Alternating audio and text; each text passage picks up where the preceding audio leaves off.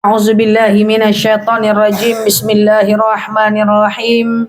Assalamualaikum warahmatullahi wabarakatuh.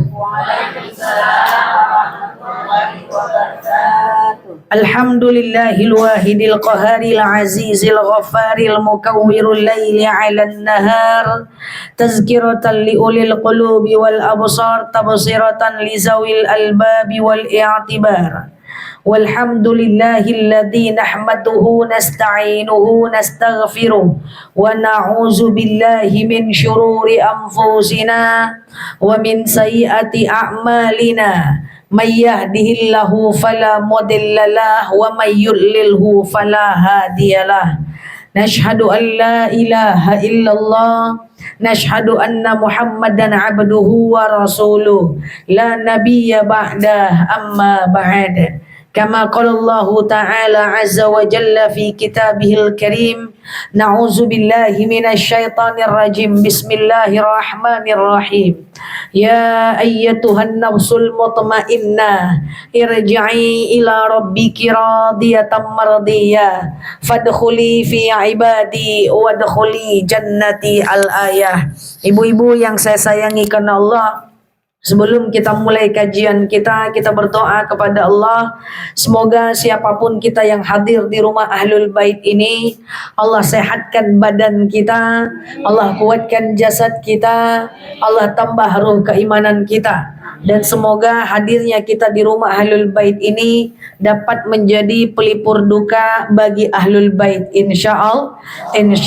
Baik ibu-ibu yang saya sayangi karena Allah, lebih kurang 58 menit lagi kita akan azan ya. Ibu nanti sholat di masjid kah? Oke, baik ibu-ibu yang saya sayangi karena Allah, insyaallah sore hari ini kita akan mengulang kajian kita terkait dengan dalam rangka bertakziah meninggalnya mertua ya dari Ahlul Bait.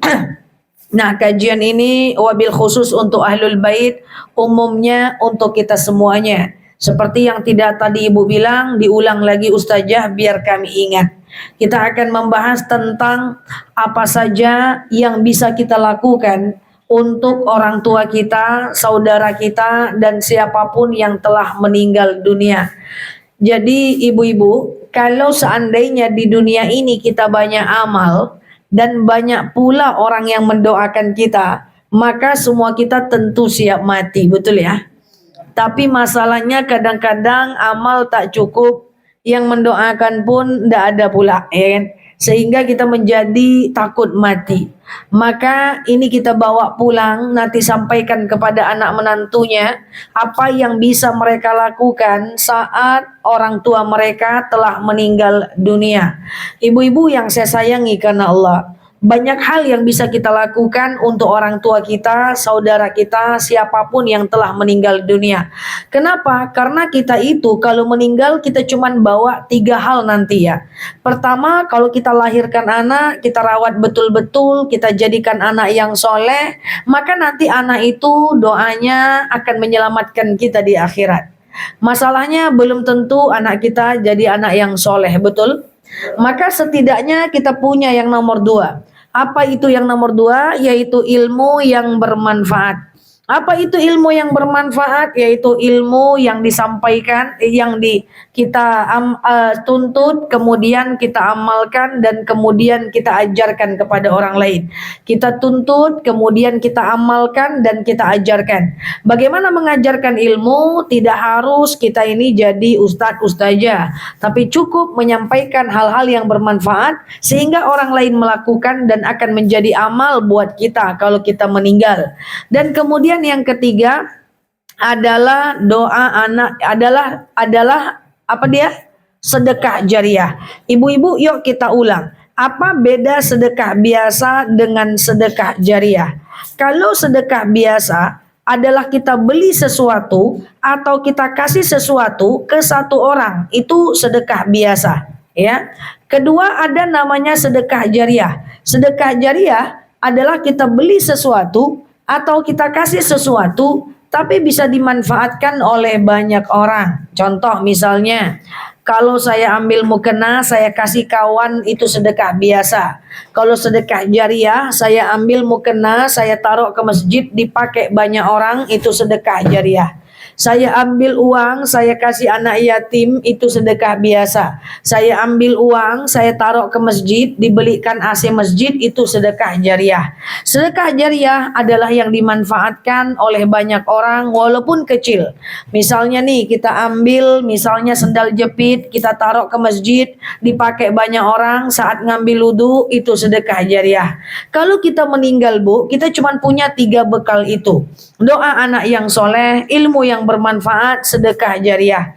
Masalahnya mertua kita, orang tua kita belum tentu bawa 3-3-nya, betul ya? Maka karena belum tentu mereka bawa 3-3-nya, kita sebagai anak berusaha untuk mensubsidi dia, membantu dia melakukan amal yang bisa menyelamatkan dia. Nah, pertanyaannya inilah kaji kita hari ini. Apa amal yang bisa kita lakukan untuk orang tua kita, saudara kita, dan siapapun yang telah meninggal dunia? Kita mulai. Yang pertama, iza mata banu Adam, ketika meninggal Bani Adam, maka khatamkan Quran buat orang yang meninggal itu. Nah, untuk menghatamkan Quran itu harus ada caranya. Tidak boleh ngasal supaya jelas khatamnya. Ibu tentukan pengen khatam berapa lama. Kalau ibu pengen khatam dalam 1 bulan, maka ibu baca 2 lembar setiap habis sholat.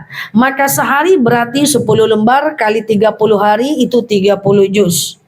Atau ibu pengen khatam dalam 4 bulan.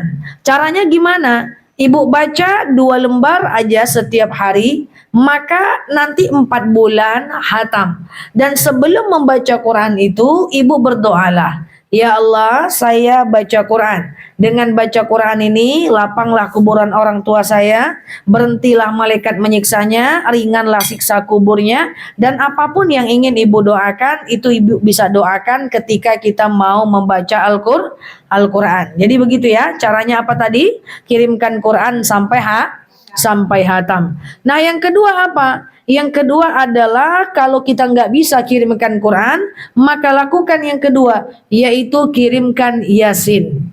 Nah, kenapa orang banyak baca Yasin itu setiap malam Jumat? Karena di hari Jumat itu malaikat turun melipatkan gandakan pahala dan menjawab semua doa.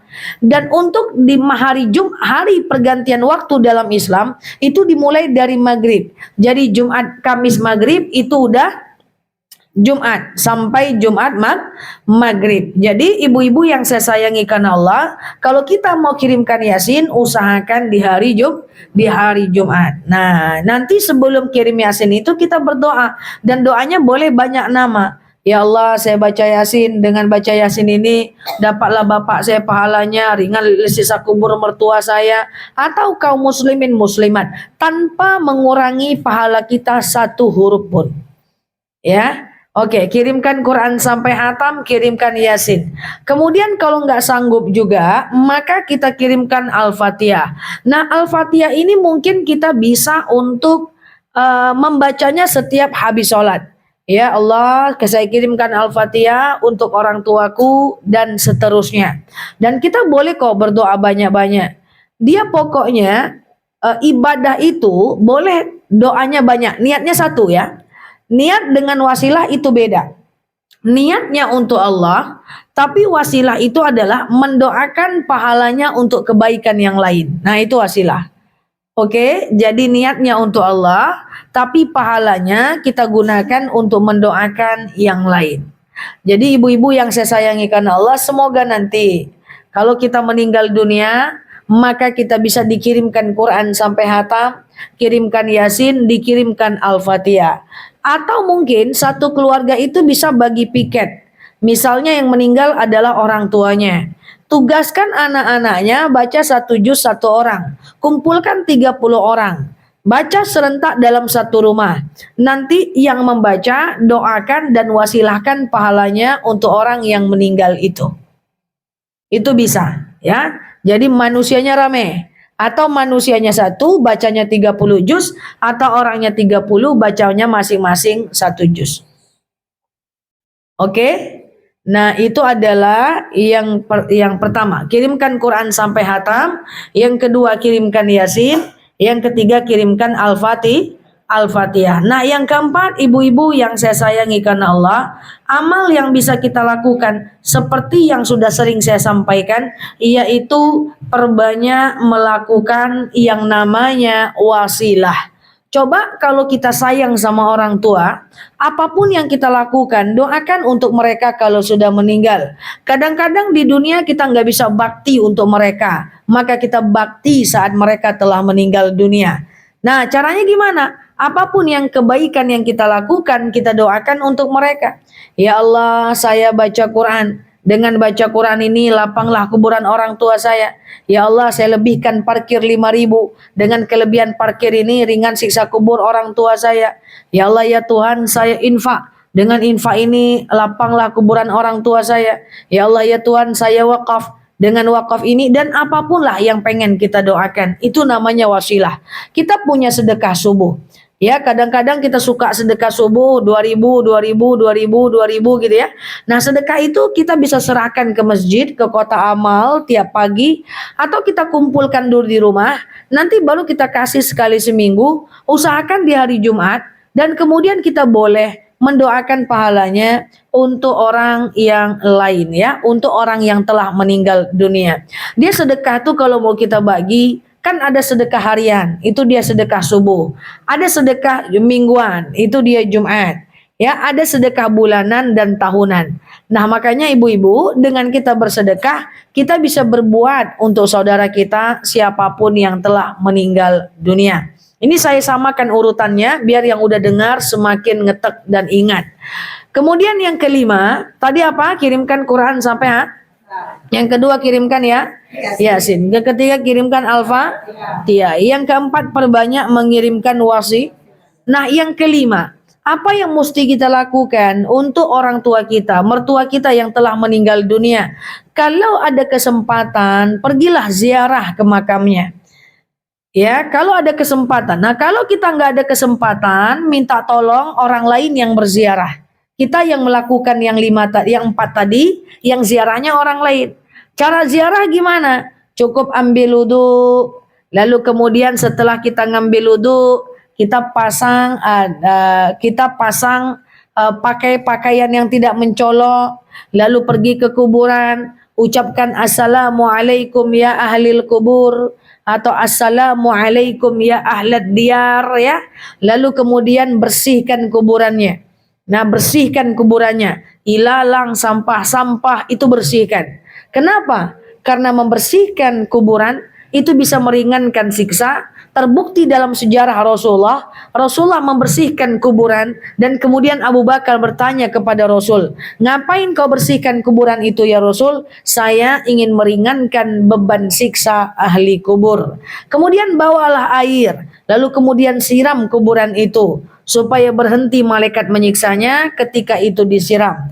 Rasul melakukan itu dan Abu Bakar bertanya, ngapain kau ambil air dan kau siram ya Muhammad? Apa kata Muhammad? Saya ingin meringankan beban siksa ahli kubur dan ingin menyetop memberikan istirahat bagi ahli kubur dalam siksanya sampai air itu kering. Masya Allah. Nah, perempuan gimana ziarah kubur? Perempuan boleh ziarah kubur. Dulu memang perempuan tidak dianjurkan ziarah kubur karena banyak perempuan yang tidak mengerti. Mereka pergi ziarah, mereka menangis, mereka meratap. Nah, kemudian Rasulullah mengeluarkan hadis yang baru yang bunyinya kayak gini. Kuntu nahaitukum an ziyaratul kubur ala fazuruha. Dulu aku larang wanita ziarah kubur, sekarang aku bolehkan wanita ziarah kubur. So, ibu-ibu yang saya sayangi karena Allah, kalau kita ini nanti meninggal, sampaikan kepada anaknya, makamkan emak di tempat yang dekat dengan kalian nak, gitu doanya, gitu mintanya. Jangan minta makamkan samping makam suami ibu, misalnya entah di mana-mana, yang suaminya itu tidak ada anaknya di situ lagi. Jadi bila perlu cari anak soleh, ada 6 anak, minta yang soleh 1, makamkan mak di dekat anak yang itu. Supaya dia ziarahi kita. Jadi makam ahli kubur itu usahakan yang dekat-dekat supaya bisa diziarahi. Jangan sampai nggak menziarahi orang tua. Kalau kita nggak bisa ziarah, kita telepon saudara kita yang ada di kampung sana yang dekat dengan makam orang tua kita. Hei, kami dengar tadi ceramah dari ustazah. Kalau ada orang meninggal, apa yang bisa engkau lakukan? Pertama, engkau kirimkan Quran sampai hatam. Pertama, kirimkan Quran sampai hatam, saya bisa. Kedua, kirimkan Yasin, saya bisa. Ketiga, kirimkan Al-Fatihah, saya bisa. Yang keempat, kirimkan wasilah, saya bisa. Tapi kalau untuk ziarah saya tidak bisa. Bantulah engkau ziarah supaya ringan siksa kubur orang tua kita itu. Nah, begitu caranya ya, begitu caranya. Nah, sehingga kalau semua kita paham ini, insya Allah tak ada lagi kita takut akan kematian. Kita udah berada di ciri tanda akhir zaman. Bisa jadi orang yang meninggal duluan dibanding kita jauh lebih baik dibanding kita. Karena manusia yang paling rugi adalah yang kematiannya serentak dengan datangnya hari kiamat. Kita udah berada di umat akhir zaman. Sudah banyak terjadi perceraian. Sudah banyak laki-laki menyerupai wanita, wanita menyerupai laki-laki. Sudah banyak kehidupan yang kebarat-baratan. Sudah terbolak-balik antar kebenaran dengan keburukan. Sudah tak jelas mana benar mana salah. Ya, sehingga kita ini berada di umat akhir zaman. Udah banyak orang tua menjadi tuannya dan anak menjadi orang tua menjadi budaknya dan anak menjadi tuannya. Dulu banyak anak yang menangis dimarah orang tuanya. Sekarang banyak orang tua menangis akibat kelakuan anaknya. Sudah banyak orang makin susah. Orang beriman makin susah. Orang yang tak beriman malah enak hidupnya. Itu adalah istidraj. Terlalu banyak kezaliman merajalela. Zuharul fasadu fil barri wal bahri bima kasabat aydin nas. Banyak musibah di mana-mana, banjir di mana-mana. Maka yuk ibu-ibu yang saya sayangi karena Allah, kalau kita udah usia 50-an, 60-an, enggak usah mikir apa-apa lagi. Mikir satu aja, gimana caranya masuk surga. Setuju? Nah, dan kalau ada orang tua kita, saudara kita yang telah mendahului kita, jangan banyak fikir lagi. Fikir gimana kita bisa berbuat yang terbaik buat mereka. Semoga hal-hal ini ketika kita melakukan yang terbaik buat mereka, maka insya Allah kita akan menjadi juga lebih baik. Dengan kita mendoakan orang, semoga orang juga mendoakan kita nanti saat kita meninggal. Ya, makanya ini adalah luar biasa nih masyarakat jamaah kita saling berkunjung waktu takziah, saling mendoakan. Karena kita tinggal nunggu giliran aja lagi. Ya, semoga bermanfaat ibu-ibu. Kalau ada yang mau bertanya dalam dan luar tema silahkan. Kalau tidak kita cukupkan. Silahkan ini dibawa pulang, dimanfaatkan, diamalkan. Kalau ada di antara kita anak-anak yang belum soleh, kita doakan semoga mereka jadi anak yang soleh. Semoga nanti kalau kita meninggal mereka yang mendoakan kita. Tapi kalau belum juga, nggak ada masalah bu. Hidayah itu urusan Allah. Tugas kita cuma mengingatkan. Kan ada dalil yang bunyinya wala taqnatu mir rahmatillah. Tak boleh kita putus asa dengan rahmat Allah. Yang putus asa itu adalah orang-orang zalim saja. Ya, pokoknya kalau ada anak yang belum soleh, pengen kita mendapatkan sesuatu kalau kita meninggal, yang pertama adalah doakan dia. Yang kedua adalah ajak dia kepada kebaikan tapi nggak boleh nyakitin dia. Ngajak anak kepada yang baik, ngajak cucu kepada yang baik, nggak boleh nyakitin. Kemudian yang ketiga adalah jangan putus asa dengan rahmat Allah. Anak yang sekarang maksiat bisa jadi suatu ketika menjadi anak yang paling taat. Insya Allah. Demikian dari saya. Semoga bermanfaat ibu-ibu bagi kita semuanya. Dan kita tutup dengan doa.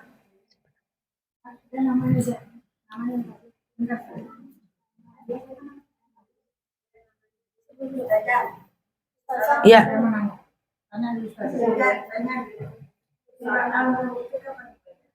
Surat Al-Muluk itu dibaca menjelang sahur boleh, habis maghrib boleh, habis isya juga boleh. Hah? Hah? Malam, nggak ada masalah, nggak ada masalah.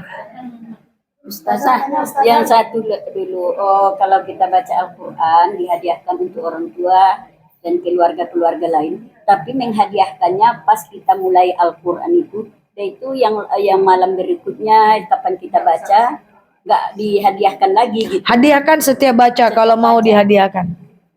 Iya. Kalau kita menyambung Ustazah, Hadiahkan setiap baca.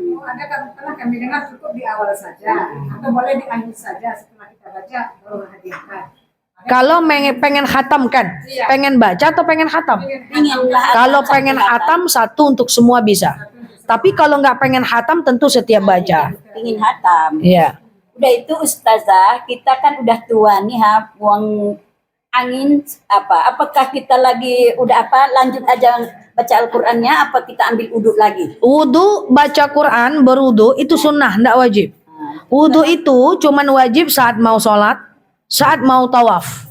Selebihnya sunnah. Tapi apa nilai pahalanya berkurang Ustazah kalau kita Bukan, pahala bacanya sama, tapi pahala sunnah wudunya yang nggak dapat. Pahala baca Qurannya sama, cuman pahala sunnah wudunya yang nggak dapat. Sebenarnya sih ada yang mewajibkan berwudu saat baca Quran. Terjadi perbedaan pendapat karena satu dalil bunyinya begini. La yamassu ilal mutahharun. Tak boleh memegang mushaf kecuali orang yang suci. Nah, suci di sini ulama berbeda pendapat. Ada yang mengatakan harus suci dari hadas besar dan hadas kecil. Akhirnya harus wudu kata dia, walaupun hadas kecil. Ada yang mengatakan suci dari hadas besar aja, kayak haid gitu. Maka kalau seandainya hadas kecil, nggak apa-apa baca megang Quran gitu ya. Jadi karena ayat itu terjadi perbedaan. Tapi Imam Nawawi mengatakan baca Quran berwudu itu sunnah, tidak wajib. Ya, Quran itu wudu itu hanya wajib saat kita tawaf, saat kita baca Quran, saat kita mau sholat, itu aja. Saat sa'i pun tidak wajib wudu kan? Ya. Nih, Ustazah, ada saya pernah mendengar kalau kita ingin menghadiahkan bacaan ayat Al-Quran misalnya Ustazah, itu akan lebih etikanya gitu Ustazah kalau bahasa kita, atau akan lebih beradab apabila kita menghadiahkan dulu kepada Nabi, kepada orang tua kita, baru kepada yang kita niatkan. Boleh kalau mau panjang itu adab. Adab. Bukan rukun. Rukun doa bukan. Doakan Rasulullah dulu. Kalau bisa para sahabat, ya para ulama, baru kepada orang tua dan baru keinginan kita. Tapi itu yang terbaik. Kalau waktu dikit langsung aja ke keinginan kita nggak masalah sih. Terus Ustazah kalau di rumah kita misalnya pakai daster baca Quran, pakai daster segini. Oke, baca. Maaf kadang pakai jilbab kita kan beda Ustazah Iya. di rumah, tapi tangan kita nampak. Iya. Itu mengurangi Iya, betul sekali. Pahala bacanya sama Bu. Karena tidak ada rukun baca Quran kan nggak ada. Jadi pahalanya sama. Cuma masalahnya adalah gini Bu. Kita itu kalau mau menghadap Allah, kasih pakaian terbaik. Ibu menghadap suami aja dulu cantik-cantik Ibu. Masa menghadap Allah nggak? Kalau kita mau diprioritaskan Allah, ambil perhatian Allah. Mengambil perhatian Allah, baik-baik ketemu dengan Allah. Tutup aurat kalau baca Quran. Kalau zikir enggak Bu? Ibu sambil nyuci, putar mesin cuci, sambil masak, tidur, sholawat, boleh. Enggak wajib nutup aurat. Ustazah, menampakkan tadi Ustazah, berarti boleh kita niat saat waktu kita baca Al-Quran, walaupun itu sampai khatam Ustazah, bisa untuk semua. Ketika niat kita banyak, niat kita Oh bisa. kan satu orang Oh, yang satu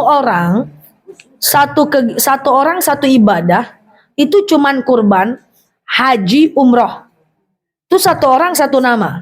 Sedekah banyak nama boleh. Baca Quran banyak nama boleh. Zikir banyak nama boleh. Jadi korban itu memang kita melakukan sama kita di palang satu orang itu boleh. Oh bukan, kurban atas nama yang satu orang.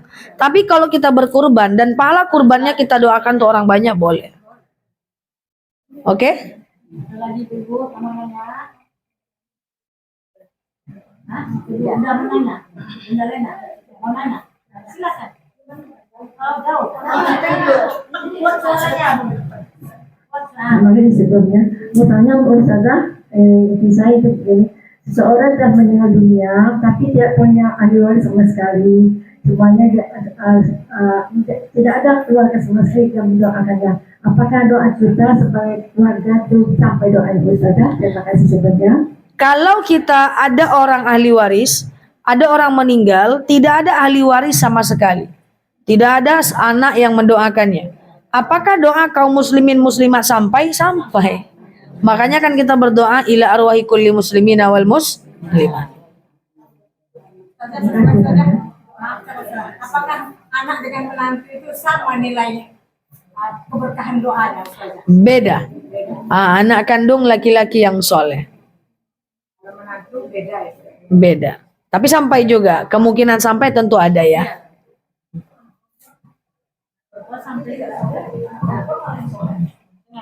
Makanya kalau ibu meninggal masih ada suami, kalau bisa memandikan tuh anak yang menyolat memandikan, yang menyolatkan itu jadi imamnya anak laki-laki bukan suami.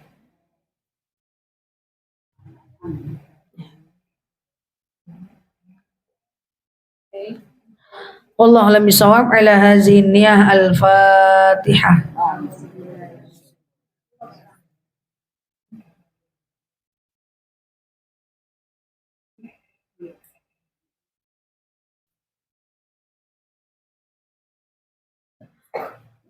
Amin ya Allah, amin ya Rahman, amin amin ya mujibah sa'ilin. Allahumma salli ala Muhammad wa ala ali Muhammad.